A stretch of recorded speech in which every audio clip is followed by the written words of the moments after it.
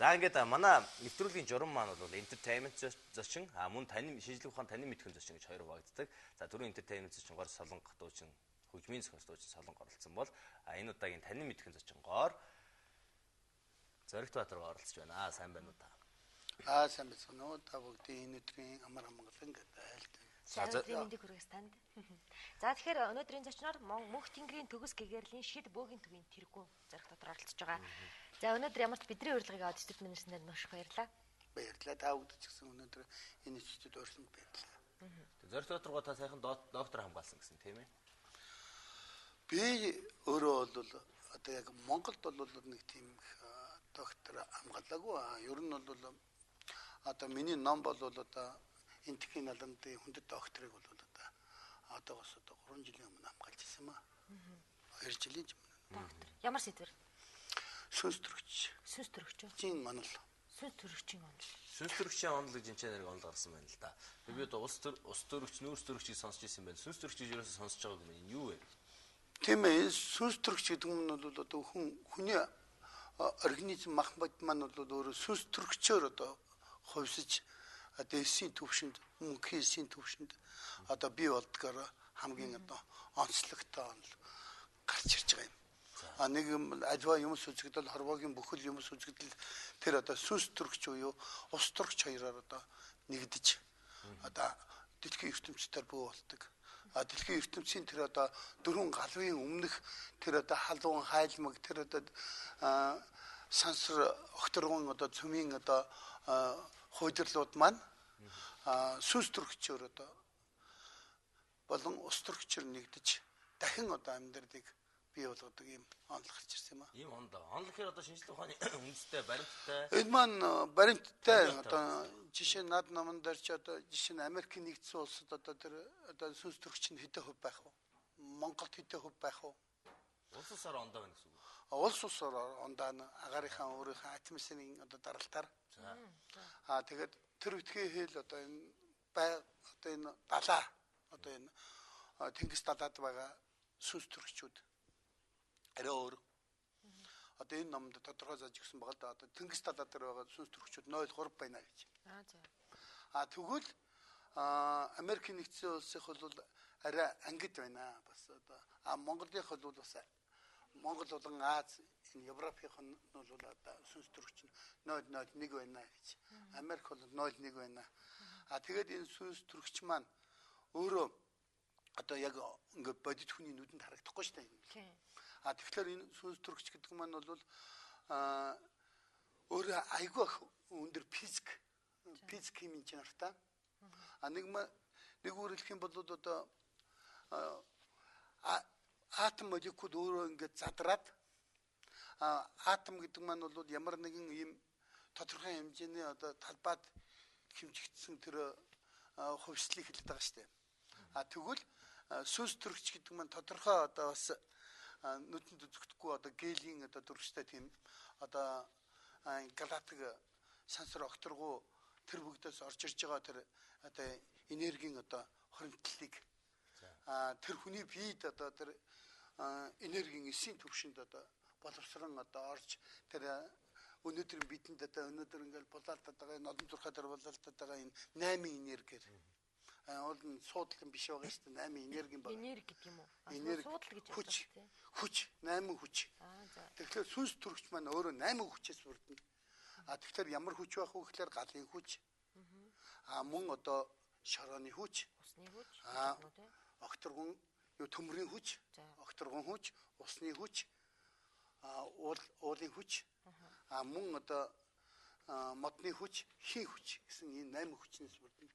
8 хүчний минь их үүсвэр бол тэр одоо нар, сар, огторгуу тэр оцгаргийн одоо шүлжээгээр одоо аливаа юмс өөрөө юм шүлжсэн гелийн хэлбэртэйгээр одоо сансар огторгуугаас одоо мэдээлэлээр одоо орж ирдэг. Ингэж одоо хүний биед одоо тэр анхны дуу авиагаар одоо эмэгтэй хүн эрэгтэй хүний тэр энергийн солилцооны тэр дуу авиагаар анхны дуудлагч сүнсүүд орж ирдэг. Энийг сүнс төрөгчийн дуудлах сүнсүүд. Тэгэхээр би 1000 жилийн өмнө асуурсан байж болно. Гэтэл энэ тэр эрэгтэй эмэгтэй хоёроос хувьсж байгаа энергиэс 1000 жилийн өмнөх сүнсийг дуудсан бол тэр сүнс хурциж хүн болдог. Энэ учраас энийг сүнс төрөгч гэж нэрлэдэг байгаа байхгүй юу? Сүнс төрөгч. Ойлголоо. Тэгэхээр сүнс төрөгч сая бас Америкт хэдэн хувь, Монголд хэдэн хувь гэдэг. Энэ одоо баримттай байх хэрэгтэй баг тийм ээ. Яаж энийг одоо шууд хувилахын тулд одоо ямар нэг юм тийм одоо юу гэх юмтэй тоног төхөөрөмж ашиглах хэрэгтэй юм уу? Одоо яаж хувиллаад гаргаж байгаа энэ тоо? Мэдрээд гаргацсан юм уу? Эсвэл үнэхээр юм бодоод ингээд нэгдүгээр тийнийг бол мэдээж одоо бөө гэдэг чинь өөрөө мэдээлэл авдаг хүмүүс. Одоо сансар окторгүй.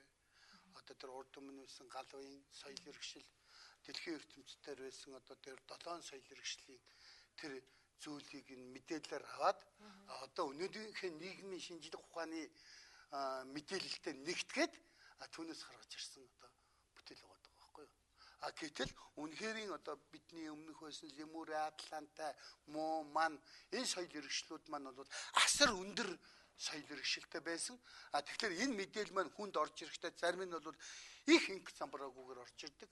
Тэгээ энэ зүйлийг өнөөдөр бас би энэ гадаад орнууд тэр бүгдээр явж одоо яг амьдрал дээр нь тэр бүх юмыг өөрөө амьдрал дээрээс нь очиж Америкийг нэрээ энэ тэр сүнс төрөгч нь ийм байна уугүй юу, тэр хүний мөр дээр тэр удмын сүнс төрөгч ийм хэмжээнд байна уу гэдгийг өөрөө бодитоороо судалж явж гаргаж ирсэн юм. Индикатор нь юу байх вэ? Одоо шийдэл тэр уур тарих уу? Тэгэхээр яг хэцүү юм тийм ээ. Таал мэдэрнэ бус хүмүүс л мэдрэхгүй. Тэгэхээр би танаас нэг зүйл хэлсэ. Бөө шашин уу, мөргөл үү, зан үйл үү? Бөө юу вэ? Зан үйл. Зан үйл ээ. Зан үйл өвдөс шид. Зан үйл өвдөс шид. Бөөг шүтэх ёстой, зарим нь шүтэх ёсгүй гэдэг чинь тань дээр өгчлөх үү? Бөөг ерөөсөө Монгол орны өөрийн хууль гэдэг. Тэр хүн эс шүтгэхгүй байх уу гэдэг. Тэр хуулинд тэр шүтнэ үү, шүтгэхгүй байна уу тэр хүний хувь хүний асуудал. Тэгэхээр би бөөг заавал шүт гэж хэлэхгүй, бити шүт гэж хэлэхгүй. Ганцхан өнөөдөр тэр бөөг жинхэнэ тэр бөө гэдэг маань бол тотем нэр зүгээр өгөгцөн л нэр. Өнөөдөр намайг чамайг хүн гэдэг хэлдэг. Хүнээс өөр илүү тотем байхгүй шүү дээ. Тэгвэл өнөөдөр хүн гэдэг тэр нэрээс ялахын тулд бөө гэдэг өгсөн нэр. Тэгвэл бөө гэдэг маань бол тодорхой хэмжээний одоо тэр орчин үеийн хэлээр бол одоо тэр ховсолд орсон одоо нэг үгээрэл бол одоо янз бүрийн тэр акцент орсон хүмүүсүүдийг хэлнэ гэж хэлдэг байгаа тийм ээ. Тэгтэл бөө бол оюун санааны өөрийнх нь мэдээлэлд ордог. Одоо тэр мэдээллүүд маань бол одоо энд хаач байж болно. Өнөөдөр бидний нэг нутаг газар шороон дээр ганцхан өнөөдөр бид оршин тогтоогүй. Бид өмнөх үе одоо жишээ нь бидний 4 уул байдаг гэхэд 4 уулын өмнө одоо Хэрэт 8 аймаг байж лээсэн. Тэгэхээр Хэрэт 8 аймгийн одоо энэ Тойрол хааны өрсөд энд байжлаа. Тэгэхээр өнөөдөр бид аливаа юмыг нэг юм дээр тууширч болохгүй одоо Чингисийн үрж гэдэг юм тийм юм тууширч болдгоо. Тэгэхээр дэлхийн оюун ухааны ДНК-н одоо хувьслууд удамшлын хувьслууд яаж хөгдөж орж ирсэн бэ? Нэгүрэл дэлхийн одоо тэр удамшлын одоо тэр хувьсл нь тэр бөөгийнхаа хувьсалдаа анхт нь нэгдэж орж ирсэн байгаа байхгүй юу? Тэгэхээр тэр удамшлын хувьслыг ялгахын тулд юу гэд нэрлэлсэн байна? Бөө гэд нэрлэлсэн байна. Тэгэхээр арай өндөр одоо тархины одоо мэдээлэлтэй тэр санд холбогддог ийм хүнийг бөө гэж нэрлэж байгаа байхгүй юу? Та сая бөөг зан үйл гэлээ шүү дээ. Би болохоор нэг бөөгийн шашин гэж яриад байдаг шүү дээ. Яагаад зан үйл гэдэг? Тэгэхээр шашин гэдэг бол тодорхой хэмжээний одоо 6,000-аас 10,000 хүртэл одоо тодорхой хэмжээний шүтэн бишрэгчээр ингээд дэлхийн хэмжээндээр гарын үсэг зуруулаад энэ шашин мөн гэд нотолдог дэлхийн тийм соёлын түүх байна. Гэтэл өнөөдөр бөөг Америкчилгаагүй, бус орнчилгаагүй зөвхөн бүх оронд бөө байгаа мөртлөө тэрийг одоо аваачаад энийг ингээд ийм олон хүн шүтдэг юм аа гэд ингээд аваачаад ерөнхийлөгчөөр ч юм уу одоо ард түмнээс хэрэлзүүлээд ч юм уу нотолцсон юм байхгүй. Харин нөгөө шашин гэдэг байгаа зүйл маань Буддийн шашин, Есүсийн шашин, Аллахын шашин гэдэг байгаа зүйл маань тэрнийг одоо Будддээ зохиогоод нэг хэсэг хүмүүс энэ шашин мөн гэдэг аваад нотолчихсон байгаа байхгүй. За энэгээр ялгаа. Үзэгчдээс маш олон дуудлага ирж байна л да Сара. Тэгэхээр үзэгчтэйгээ холбогдвол. Тийм, үзэгчтэйгээ холбогдож бас сонирхсан зүйлээ Зоригт Батаргоогоос асуух хаа гэж бодож байна. За сайн байна уу та? За байна уу. Сайн өдрийн мэндийг хүргэе. Сайн байна уу? Та бүхэн ч гэсэн. За. За би бөөг мөргөл гэж боддог юм а. Зан үл гэж юусоо бодохгүй байна. За. Мэдээ шашин бүш. За та зургалтын дуу жоохон багсгаарай. Байна уу? Байна. За таны сонсч байна. Би мөргөл гэдэг бодохгүй. За. Энэ бол шашин. Шашин уу? Бөөгийн шашин гэж бодож байна тийм. За. Өнөө үед ч гэсэн дээр үедээ ч гэсэн. За. Юм байна. Баярлалаа. Та өөрийгөө танилцуулахгүй юу? Баярлалаа. Зүүнний бөө. Зүүнний бөө. За би нэр амжаахлахыг хүсэхгүй байна. Зүүнний бөө гэсэн тийм. Тэгэхээр баярлалаа. би энд шууд хаалах. Бөө бол хэзээч шашин биш. За. Хоёрдугаар бөө бол харин мөргөл бөгөөд мөргөлөө зан үйл. Зан үйл гэдэг чинь одоо шившлэг хийдэг, дом хийдэг.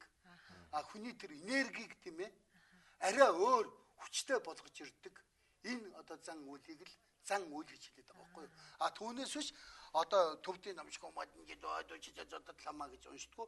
Хэрэг би энд уншмаар санагдаж байгаа бол би энэ хингэргэн барайл дэлдээ шууд энэ дээр бөөл. Яагаад тэгэхээр өөрөө шууд энэ дотор минтраст ороод За. тэгэл энэ дээр бөөлөх ёстой. Шууд хинээрч хилүүлэхгүйгээр тэр ямар нэгэн юмнаа дамжуулахгүйгээр ямар нэгэн судар харахгүйгээр хийж байгаа тэр зан үлийг л яг нь бөө гэж хэлдэг байгаа. Энийг л хүмүүс ялгаж чадахгүй байгаа байхгүй. Тийм учраас өөрөө тэр зан үйл тэр удмас чинь тэр гарвлын зан үйлийг хийгээд байгаа учраас л тэр хүмүүс өнөөдөр яг нь Монгол өнөөдөр янз бүрийн бөө төрөд байгаа байхгүй. За ойлголоо. За санал нэг байна. За дараагийнхаа үзэгчтэй холбоо тий. Сайн байна уу? Сайн өдрийн мэнд хүргэе. За. Сайн өдрийн мэнд хүргэе. Тэгээ би нэг юм асуух гэж байгаа маа. За. Хүмүүсийг ажиглаад байхад за нэг нь өвдөж зовдөг ч юм уу энэ тэр явуулаад нэг бөөдөр очихоор хүү танах чинь тэдэн үеийн бөө байна.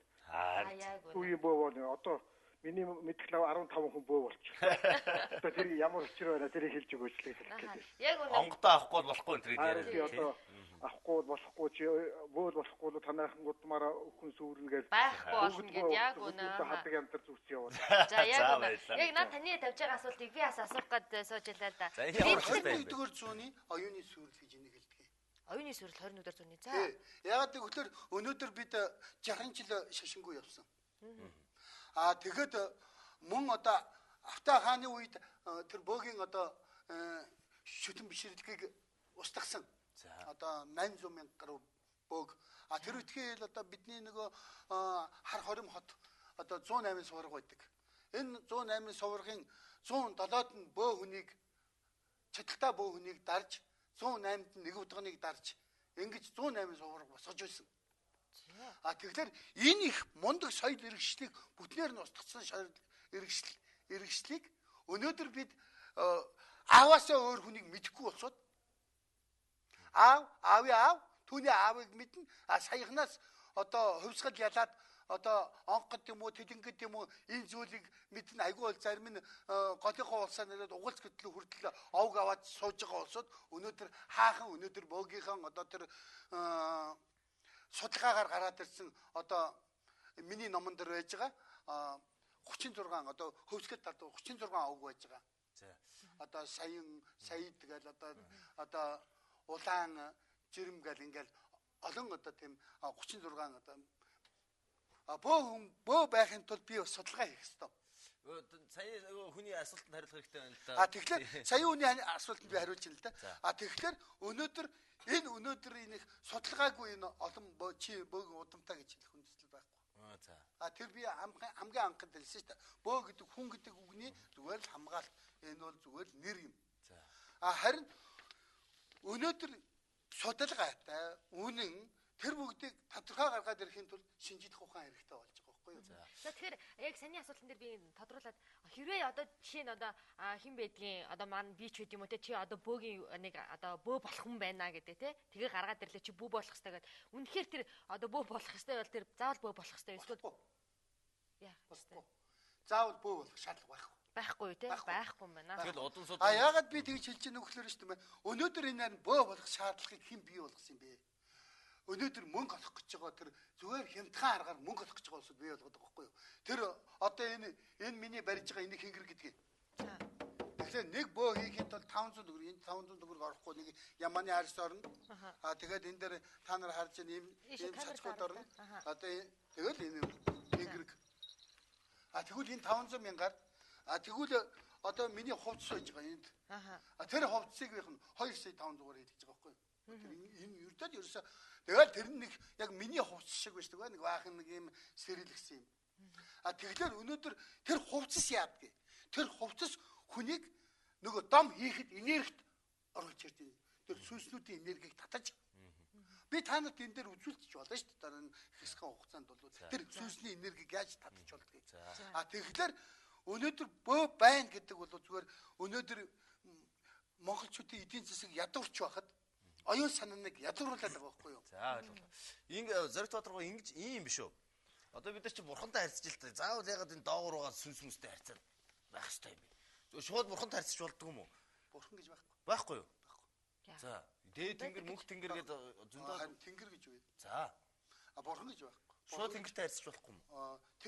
Тэнгэртэй чи хэрэг өөрийнхөө нас орсон аавтай харьцаж чадахгүй л бол тэр чинь одоо чиний аав, түүний аав тэрийг тэнгэр гэж нэрлэдэг байгаа шүү дээ. За, тийм. Тэгэхээр мөнхийн гэдэг яриад байгаа нь яг хуу магадгүй өнөөдөр зоргоо зарин мөнх тэнгэр гэдгийг анхтын ихч санаачилж энэ мөнх тэнгэрийн сүмийг одоо гаргаж ирсэн. Тэгвэл өнөөдөр мөнх тэнгэр гэдэг үгийг Чингис хаан 13 удаа хэлсэн. Тэгвэл мөнх тэнгэр гэдэг чи юу юм бэ гэхээр Чингис хааны зарлиг юм. Мөнх тэнгэрийн дор шүт туга, бишэр туга, аюур туга. Хэрв чи мөнх тэнгэрийн дор эв нэгдлэр явж чадахгүй бол чамайг устгая л гэсэн. За.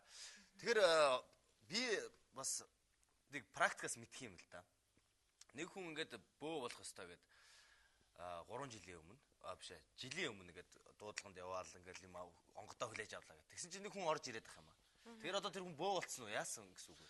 Энэ тухайд манай өнөөдөр энэ байгаль дэлхий дээр асар орон нас барсан сүнсүүд байгаа шүү дээ. Тийм. Тэгэхээр өнөөдөр яг үнэнхэрийн тэр бөөгийн судлаад харахад бол хэрэг ингээд явхад бол уул нь байгаль дэлхийг сөнөөх биш.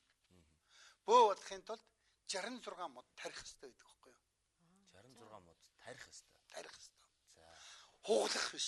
Манайх ч хуглаад аав уяад байгаа байхгүй юу? Тэгэхээр тэр модыг хуглаад аав уяхаар тэр мод ч өөрөө тижээгдээд ургаж ирсэн болохоор тэр ургаж ирсэн тэр энерги маань тэр хүнд ороод одоо нэг талаас догшроод тэр хүнийг одоо саяхан надад баримт байна да. Бөө болоод нэг хүүхэд нь ингээд хүүхдийг бөө болгочихжээ хүчээ. Ингээд тэр хүүхэд сайхан 1 сар амжуу одоо нас орцсон. Бөө болоод тэгээд 3 хоноод нас орцсон. Одоо ийм юм одоо Монголд их болчлоо. Тэгэхээр бөө гэдэг чинь зүгээр хин дуртай наваачаад ууланд аваачаад мод туглаад тэр чинь мод туглаад байгаа учраас юм догшроод байгаа байхгүй юу? Заавал мэдээж хүн аливаа нэг юмтай харьцангуул өнөөдөр бяцлагч хүн чалаагүй одоо лам хүн чалгаа байхгүй энэ зургийг ингээд төвлөрөөд энэ учрыг олноо гэх юм бол тэндээс ямар нэг юм үйлчлээл юм. Заавал бөө хүнд үйлчлдэг юм биш. Энэ чинь бяцлагч одоо лам одоо хэн одоо төвлөрч чадна тэр хүн бүгд бөөч бас төвлөрөх арга ухаанд дээр сурах гэж байгаа учраас л тэр арга ухаанд орсон хүн бүгдэд нэр надад нэг юм туслах гээд байгаа ч юм уу гэд гэтэл тэр нь чинь хамгаалт хэрэгтэй тэр нь чинь яг нь бүх юм хэрэгтэй. Нэг үгээр тэр хувцас гэдэг нь хамгаалт биш юм аа хувцас гэдэг нь тэр одоо гадуур байгаа тэр энергийг одоо татаж бусдад одоо хүргэж өөрт одоо хүчтэй болгох тэр одоо энэ сүүлийн үеийн сургууль одоо бөөгийн сургалтууд гээл те одоо бөө тодорчлоо одоо өөрөө одоо бөө болох хэвээр бөө болгочлаа гэ дарааны сургалтын суулгаад идэг юм шиг байгаа. Тийм байд юм уу? Баггүй. Одоо сургалтууд манай төв болоо шүү дээ би бөөгийн төв маань одоо 11 жил болж байна. Тэгэхэд би нэг ч хүн сургаагүй. Миний сургасан хүн Баярмаа Удгаан. За сайн байна уу? Үзэгчтэй албагдсан байна. За сайн өдрийн төргийа. Сайн өдрийн төргий. За зураг зарингаас та сонирхсан зүйлээ асууж болно. За та бас зургтыг гадууг жоохон багсгаарай. Нэг юм асуух юм аа.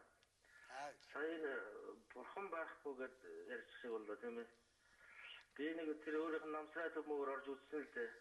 Очроо бурхан тагцсан байдгийн байл л дээ. Тэгээд намсраа гэдэг чинь одоо өөрөө бас бурханы нэр үстэй. Намсраа гэдэг чинь нэг талаас бидний өвөг дээдс. Тийм баян явсан. Тэм учраас тэрнийг наран саран гэж нэрлэж байсан. Тэм учраас түүхэнд намсраа гэж одоо мөнхлөгдөгцсөн хүн л байгаа байхгүй тэр чинь. Бурхан хүн байсан юм шүү. Тэгэхээр бид нэг юм ойлгохгүй. Хүн ч өөрөө л бурхан байхгүй юу? Түүнээс бурхан гэж тусдаа шавраар хийсэн ч юм уу янз бүрийн юмар хийсэн. Миний зураг тавьсан намсраа шиг ч юм уу ийм юм байгаагүй л байгаа байхгүй юу? За баярлалаа албагч. За бурхан гэдэг чинь өөрөө хүн өвөг дээдс юм байна шүү дээ, тийм ээ? Одоо бидний өвөг дээдс одоо хүүхэлтэй кинонд дээрээс хардаг шүү дээ. Одоо нэг сүнс нь бууж яриад хамгаалаад гэдэг тийм байх нь. Нэг үгээр л бөөгөд яриад байгаа бурхан гэд яриад байгаа хоёр л адилхан. Нэг нь удамшлаараа л хоёр өөр юм байгаа байхгүй юу? За үзэж албагч. Сайн байна уу? Сайн өдрийн мэнд төргийа. Бас наад Зоригбаатар гэсэн. Тийм зоригоо зарна тийм. Зоригоо зарна. Нэг л үнэлэлгүй л юм яриад их юм. За хүн бөө болох юм бол тэр хүн дуртайдаж болдгоо цаанаас нь тэр хүнийг янз янзаар элдв янз янзын байдалд орж ич хэцүү байдал өөрөө хүн дас байдалд орж ич хүн бөө муу утхан болдго юм билээ шүү дээ. Гэвч зүгээр нэг санаагаараа нэг болно болохгүй гэж үхэхгүйгээр ярьж юм байл. Бай суухын аргагүй бол хүн бөө муу утхан болдго юм билээ. Тэр бэл гэсэн. За ойлголоо. Байцгийн аргагүй байж байгаад бөө болдог гэж. Яг оролдоод байдаг юм шиг байна л да. Сүнсүүд оролцсоор байгаа тэрийг бөө болгочдөг гэсэн. Гэхдээ хамгийн онцлог нь тэр хүн ягаад байж суухийн аргагүй болж байгаа юм бэ гэхээр нэгэнтэл одоо аливаа юмны буруу гол төлөөс натгаад авчих юм бол энэ чинь харанхуй гэгээтэй хоёр гэсэн хоёр ертөнц байж түүний ертөнц. Тэгтэл харанхуй юмнаас натгаад авчвал тэр хүний чинь ингээл дарлаа байна. Өнөөдөр Монголд хичнээн хүн саяын одоо хүүхэд нас орчлаа. Нэг залуу одоо 7 хоногийн өмнө надад уулзсан. Тэр яасан гэхээр тэр хүүг бөө очиж чи бөө болох ёстой гэд ингээд хэлсэн байна. Тэгээ сүүлийн үед их анхаармар зүйл их болсон байгаа. Энэ хатгаад байна уу гэдэг зүйлдээ би судалгаа хийгээд үзэхэд одоо хар тамхи хэрэгэлсэн болсон байгаа бөөнөр. Нөгөө хүмүүст аршаа өхөө оронд хар тамхи өгсөн тал байгаа. Зайлгүй. Одоо бид тэгэхээр чи тэр хүний ментраас яг нь өөр болоод ирдэг байхгүй юу? Одоо тэр Америкт тэрдэг Поёдо Монгол тэр ургадаг одоо тэр хар тамхины үндэслүүд энэ өнөөдөр Монголд хэрэглэгдээд мөнгө олох хэрэглүүд нь болж одоо энэ яриад байгаа зарим улсууд бол чи энийг хамгаалах гэдэг шүү дээ.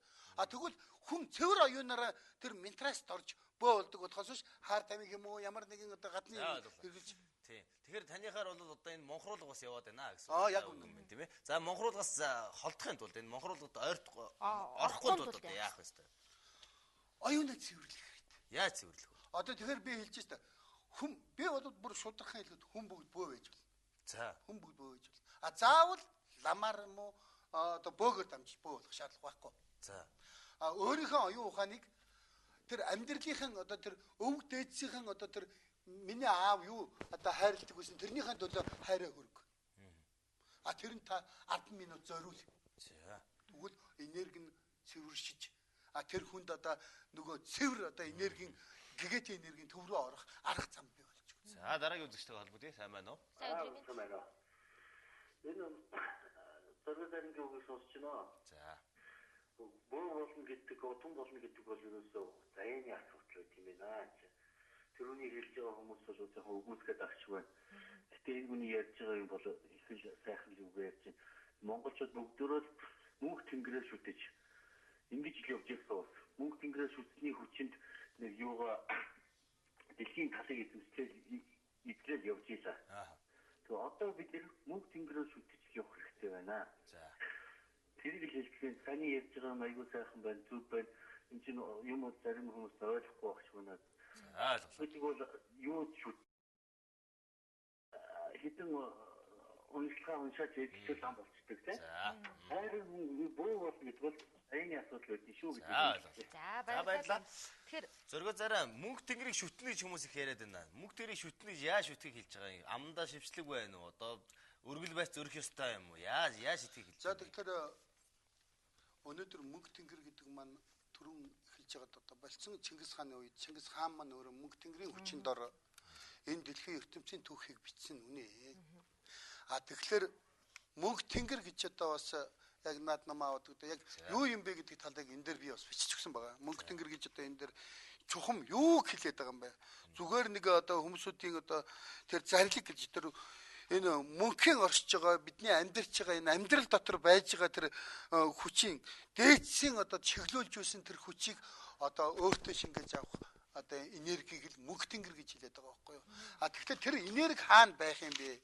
Тэр хүч хаана байх юм бэ гэхээр одоо айлын хоймор гэдэг нэг юм хоймор байж байна. Энэ талд нь одоо эмэгтэйчүүд нь байж байна. Энэ талд нь эрэгтэйчүүд байж байна. Тэгэхээр хойморт тэр мөнхийн хүч хоригдолж байна. Энэ талд нь эрэгтэй хүнийх нь хүч хоригдолж байна. Энэ дээр нь эмэгтэй хүнийх нь хүч хоригдолж байна. Тэгээд эрэгтэй хүний баруун мөрдөд эцгийн хадын одоо гэрлийн одоо хүч явж байна. Зүүн мөрдөд ихэнх талын гэрлийн хүч явж байна. Тэгээд бөөгийн номонд нөгөө аав баруун мөрдөр ээж зүүн мөрдөр. Тэгэхээр өнөөдөр тэр мөнх тэнгэр энэ дээр бүр тодруулаад яриад өнөөдөр мөнх тэнгэр яриад ирэхээр би түрүү хэлсэн манай ханхыг хэлж мөнх тэнгэрийг ярьжсэн юм аа. Тэр үтгээд патент нь байж байгаа. Тэгтэл өнөөдөр аргаагаас авахгүй бол одоо мөнх тэнгэр ярьдаг хүн олон болчлоо. Тэгэхээр би энэ дээр юу гэж ярих гэдэг нь тэр мөнх тэнгэр гэдэг чинь зөвхөн хүн шүтэж болно, хайрлж болно. Энэ бол чиний аав ээжийн аав ээж юм шүү. Энэ маань бидний тэр Чингис хааны хүчрэг явсан энергийг л дуудах яг нөө хүч юм. Тэгэхээр түрүүн манай хөтлөгч ирлээ л да. Яг шүтгэхдээ яаж шүтэх юм бэ? Өргөл өрөх юм уу? Мань мизэм дотроо юм уншлаг унших юм уу гэдэг те. Яг яаж шүтэж явах хэрэгтэй юм бол тэрний. Тэгэхээр түүхэнд бичснээр одоо их тайзун засч тэр цагаан туг бүтээжсэн гэж. За тэгээд бар сарын шиний нэгний өдөр. Тэгэхээр тэр цагаан туг бол манай одоо мөнх тэнгэрийн төгсгөөгийн сүм дотор байж үдэг. Тэгэхээр тэр туганд одоо тэр хүмүүс өөрөөсөө сэтгэлээ илэрхийлж болно. Өөрөө тодорхой хэмжээний одоо уул хангаатаа илэрхийлж болно. Тэгэхээр тэр өөрөө өөрийгөө илэрхийлэх л одоо зам. Одоо би бол мөнх тэнгэрийг бол тэр аавыг чи эдэлж хэрглэж ирсэн юм уу ээж чинь хамгийн хайртай юмдаа л одоо бодлоо хүрэг гэж хэлдэг. Юу зөрөө зараа ийм байж болох уу? Одоо жишээлбэл буддизмд бол хүн дахиж төрнөө гэж баталсан байдаг. Өөртөө баталсан байдаг. Шинжлэх ухаан тэрийг бол баталж чадаагүй гэж ярьд юм байлаа. Тэгэхээр одоо мөнх тэнгэрийн одоо таны энэ бөө зайрангууд юу гэж бодд юм бэ? Дахин сүнс дахиж одоо хүний биед буцаж орж одоо хин нэгэн төрөлдөө буцаж орж нэг үр юм бол хүн одоо орвоогоос салхитаа. Одоо хүний биенээс 360 одоо сүнс 3660 сүнс ертөнцөд салж зарим нь газар руу зарим нь огторгуй руу зарим нь яг нь харанхуй руу явдаг. За. Тэгэхээр энэ маань одоо сүнсний хуваагдах чанар. Тэгэхээр би түрүү яг одоо эхлээд ярьжсэн. Им хоёрын тэр хувьслын үед дуудлага болоход дуудлага гэдэг маань эрэгтэй эмэгтэй хоёр хурцл үүдэж яхад бүр тодорхой ярий. Тэгэхэд тэнд орж ирж байгаа энергийн хувьсэл нь эрэгтэй эмэгтэй хоёроос гарч ирж байгаа авийн хүч нь гэд дуурахад аль сүнсийг дуудав? Саяхан нас орсон сүнсийг котлоо дуудчихв. Эсвэл мянган жилийн тэртээ байх сүнсийг дуудчихв. Тэр сүнс дуудагдсанараа ирж одоо үр болж авиагаар дууддаг байна. Хизээч хүний бие авиа давтагддаггүй. За. Өнөөдөр 5 хүүхэд 5 өөр амьдралтай адилхан одоо чи витерийн авиа хизээч хоорондоо давтагдахгүй. Зөв. Адилхан хоолойтой хүн алга байхгүй. За. Яагаад тэгэхээр хүнд 7 одоо авиан үндсэн жарчим гэж юм бэ? За ойлголоо. Энийг яаж батлах вэ? Тэгээд одоо тэр мянган жилийн өмнөх сүнс буугаад ирсэн гэж яаж мэдэх вэ? Яаж батлах вэ? Харин тэрийг баталгаар батлахад бол хэцүү л дээ. За. Үнэхээр одоо тэр сайн траст ороод тэр ингээд төр баталж болно. За. Бүгд маань зогсоосайг холбож яг үзэгчтэй холбогдъё. За үзэгчтэй холбогдъё байна уу? Сайн өдрийн минь төргий. За сайн өдрийн минь төргий. Дараагаас нэг юм асуух юм аа. За. Бөөх шүтдэг хүмүүс нэг юм зөрөөтэй юм яриад. Зөрөө зарим болохоор баруун талаа бурхан зүүн баруун талд бичиг зүүн мөрөн дээр ихтэй яриад. Нөгөө арга дээр баруун гар талдаа утаа шаштай. Зүүн гар талдаа бөөгөө шаштай бариад ингээ явхад алцахгүй гэж яриад. Ер нь аль нь зөв аль нь готлон гэж одоо усан ордохоо хэллээ шүү. За бас л цагаан сар шиг юм болоод нь тийм ээ. За баярлалаа. За тэгэхээр өнөөдөр арга бол зүгээр одоо нагаан буу үеийн ч гэсэн улсуудын үгээр хийж байгаа зүгээр шоу. Тэгж хэлж яаж болж байгаа юм байна уу? Би шудраг шоу гэж хэлнэ. За. Яагаад тэгэхээр өнөөдөр цагаан сүлднийхэн түүхийг тодорхой гаргаж ирсэнгүй. Хар сүлднийхэн түүхийг тодорхой гаргаж ирсэнгүй. Алаг сүлднийхэн түүхийг тодорхой гаргаж ирсэнгүй. Аливаа юм түүхтэр байх хэвээр. Энэ чи баримттэр байх хэвээр. Тэглгүй яах вэ? Тэгэхээр би бол одоо Монголд одоо цагаан сүлдийг тагчижсэн тийм сүм хийдүүд нь хаана байсан юм? Мөн хар сүлдийг зөвхөн ямар үед тагтээ? Хар сүлдүүд өөр дайны үед л тагтээ. Тэр дайн дажин тэр юмыг номдох үед л тагтээ. Хар сүлдний уг гаруул нь бол одоо лемүрэгийн одоо гаруултай. Лемүрэ гэж одоо бидний урдах соёл иргэшлийн түүх. За. Тэгвэл цагаан сүлдийн би зөвхөн гаргалын нийлээд орчихъя. За. Цагаан сүлдийн гаруул нь Атлантагаас гаралтай. Атлантаа соёл иргэшлээс. За. Тэгээд ингээд орчих. Тэгэхгүй болоод энэ чинь энийг ашиглах хүн зөндөө. Ягаад тэгэхээр өнөөдөр ерөөсөө хөх толбтой Монгол хэл юм бол баруун мөр дээр чинь аавын чинь заяа тусч яваа. Зүүн мөр дээр чинь ээжийн заяа тусч яваа. Орой дээр чинь яг нь мөг дээдэс мөг тэнгэр тусч яваа. За. Мөг дээдэс. Тэр мөг дээдсийг чинь мөг тэнгэр гэж хэлээд байгаа байхгүй юу? Гэтэл өнөөдөр бид одоо цүвэн цагийг дуудаж байгаа юм шиг да хий гэж катодыг л да хэлгүй да гэж ярьдаг байсан болохоос биш өнөөдөр да гэдэг үг ямар үгийг мэдэхгүй мөртлөө хий гэдэг ингээд зохиомл ингээд тэрэн дээр зурчин зураг нь ямар нэгэн зурга бүтээхэд хүнд чинь бас нэг тэтгэүүлэх зүйл байх хэвээр. Гэтэл да хийгээд бүтээсэн бурхан нь хөх хөнгөн дээр хар зураа суугаа. Тэгэхэл хөх чинь ус хар чинь харахгүй. Тэгэхээр монголчууд усанд авагдтал гэсэн тэр би ч гэсэн баян намсраа бурханыг Монгол баян намсраа бодоод би бүтээсэн. Тэгвэл тэр зургийн шийдэл өнгөний шийдлийг маш нарийн гаргаж өгөх ёстой. За тэр бас тэгвэл өнгөний ер нь хүн өнгөөр хуурч амьдэрдэг. Би түрүү хэлсэн 8 энерги байдаг. 12 өнгө байдаг. 12 өнгийг өнөөдөр 12 жилгээд нэрлэлчихсэн.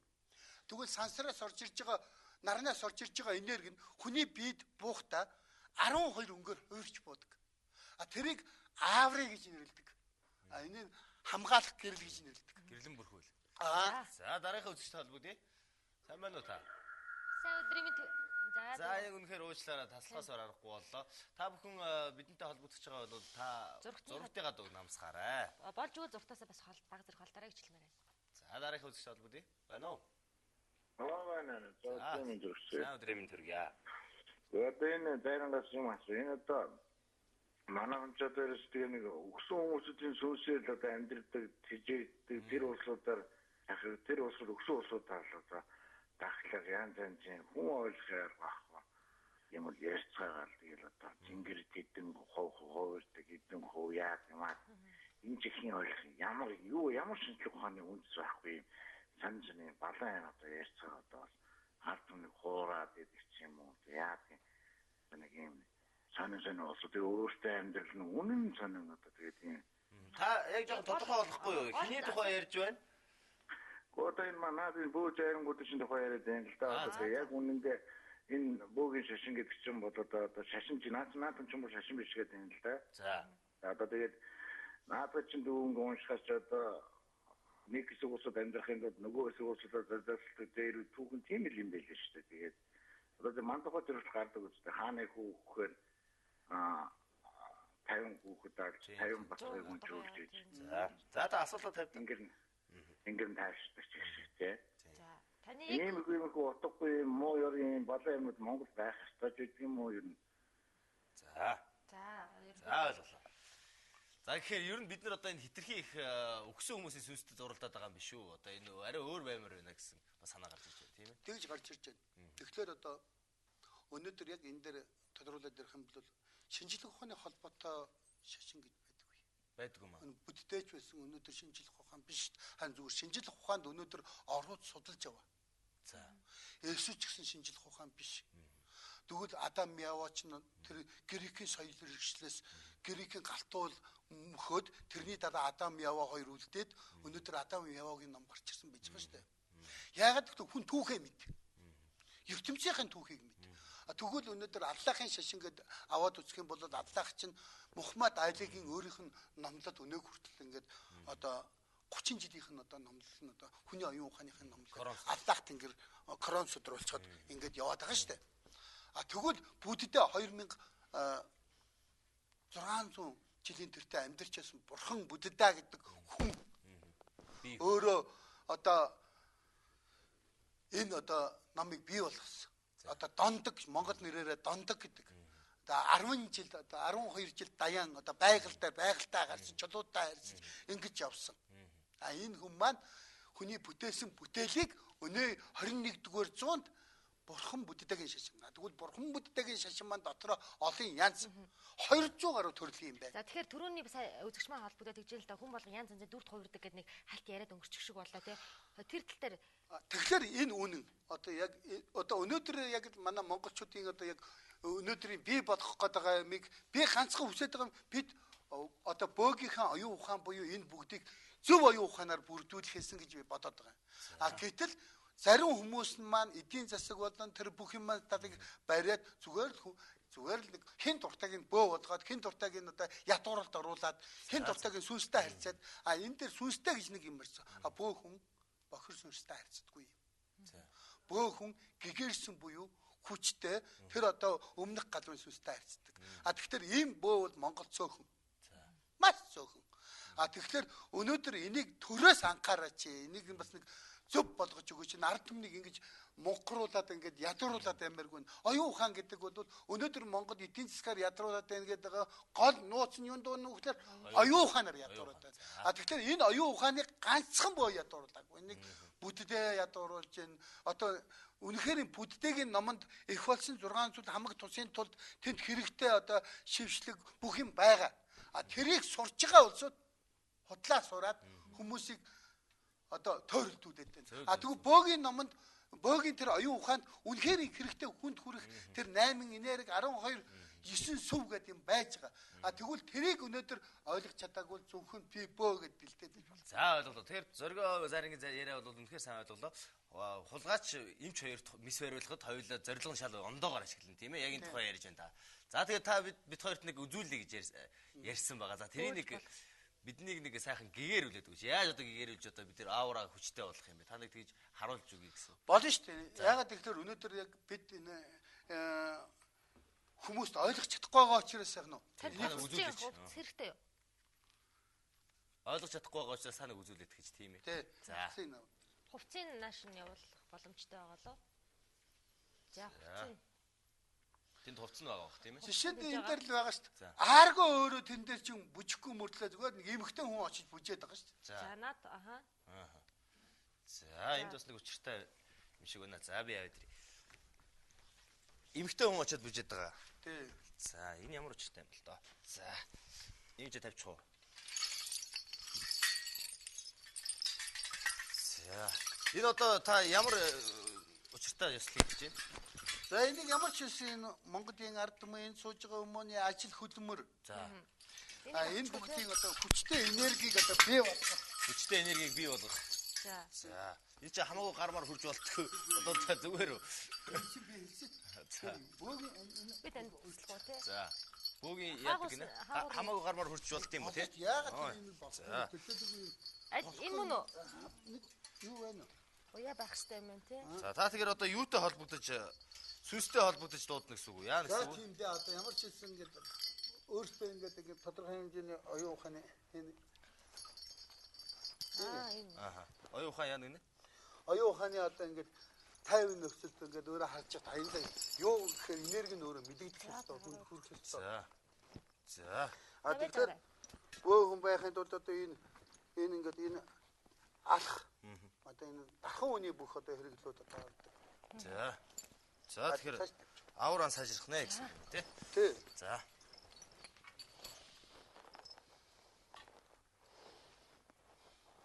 Нэг удахгүй өстэй зэрэг доторгоо.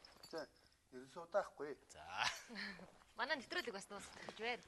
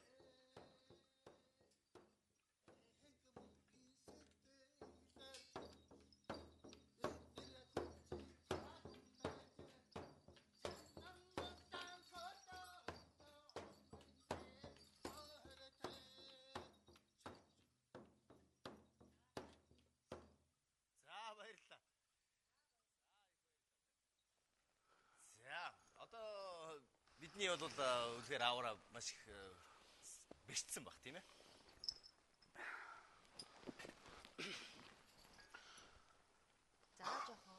За. Тэгэхээр манай тань мэдхийн шийдлэх ухаан тань мэдхийн булангаар зочингоор манай энэ удаа зөргөө зарим маань оролцож байгаа. За ингээд үзэгчтэй хандаж хэлэх. Тэгэхээр өнөөдөр бид маань бөө гэдэг юмыг зөв ойлгож бөөч бай, буддайч бай, Есүсч бай тэр дотроос ив нэгдлийн хайрыг мэдэрч тэр ив нэгдлийн хайраар ирч хүчийг бүтээч. Тэр ирч хүчээр эдийн засаг, ажил, хөдөлмөр энэ бүгдийг нууцыг өөрөөсөө олох хэрэгтэй. Чамд тэр 8 ирч хүч байгаа. Тэр 8 ирч хүчийг ямар нэгэн тийм монголгийн оюунд биш. Дотоод энергитэй, дотоод хүчиндээ захирагдаж бид альва нэгэн шашинд орохгүйгээр өөрийнхөө хөх толбот Монгол заяагаар тэр мөнх тэнгэрийн дээдсийнхэн оюунаар бид залран явах цаг болцсон байна. Монголчууд бид бүтээж чаддаг. Монголчууд бид хийж чаддаг гэж ярьдаг мөртлөө бид хажуудаа байгаа тэр хүчирхэг байгалийн энергийг одоо мэдхгүйгээр бид өнөөдөр хол хоцорно гэдгийг энэ дээрээс тодорхой одоо ойлгоосай. Тэгэд энэ хүмүүс маань энэ мөнх тэнгэрийн шидбөө бөөгийн номлолыг энэ яаж тэр хүмүүст оюун санаа хүрэх ёстой бэ гэдгийг л бид оюун санаа. Тэгэхээр би дахин давтан хэлье. Бид чинь ямар нэгэн шашинд автахгүй. Яагаад бөөх шашин биш гэсэн гэж хэлэхээр өнөөдөр Есүсийн номтой хүн, Аллахын номтой хүн тэрэндээ цөхрөөд бөөрөө орж иж болно. Тийм учраас бид шашинд хязгааргүй байх хэрэгтэй гэж би бодож байна. За ингээд тэгээд ер нь бол таныхаар бол мухар сүсэгт битгий автаа гэсэн үг юм байна тийм ээ. Тэгэхээр одоо энийг судлах ном өшөө энэс өөр ном байна уу? Одоо би ахаад нэг ном гаргаж байгаа. Тэр нь болохоор одоо яг энэ хүмүүст маш их ойрхон хэрэгцээтэй юм ном байгаа. Баярлалаа. Зөв дотор заримгаар өнөөдрийн манай сайн өдөр хөтөлбөр маань энэ хүрээд өндөрлөж байна. Тэгэхээр та бүхэн бас манай өнөөдрийн сайн өдөр хөтөлбөрөөс нэлээд хэдэн зүйлийг олж мэдэж авсан болов гэж бодож байна. Ингээд. Тэгээд бас сараа бодлоо л доо аураг одоо бичүүлээ гэсэн чинь айхтар юм болт юм байна тий. Манай шууд нэвтрүүлэх манд нэлээ тэмдлээ сая. Тэгтээ танд их баярлалаа. Тий. Дараагийн сайн өдрөд дахин уулзлаа. Баярлалаа үзэгч тий. Баярлалаа. За баярлалаа.